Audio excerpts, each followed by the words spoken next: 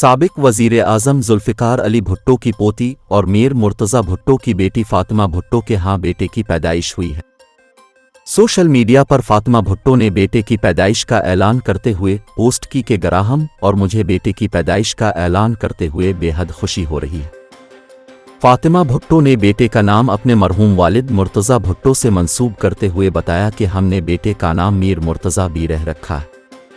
फ़ातिमा भुट्टो ने बेटे का नाम मुर्तज़ा रखने की वजह बताते हुए कहा कि हम अपने बेटे को एक ऐसा नाम देना चाहते थे जो उसे इस वक्त हिम्मत और शफ़क़त दे जब वो दुनिया में अपना रास्ता बना रहा हो। मैं अपने बेटे का एक ऐसा नाम रखना चाहती थी जो उसके लिए ज़िंदगी में मशाल राह बने, ऐसा नाम जो उसके लिए मोहब्बत और ताकत की ढाल बन जाए, एक ऐसा नाम जिसके बारे में वो जानता हो कि इसे इसकी माँ की तरफ से दिल की गहराइयों से दिया गया है, ऐसा नाम जो उसे ज़िंदगी भर तहफ़्फ़ुज़ का एहसास दिलाए।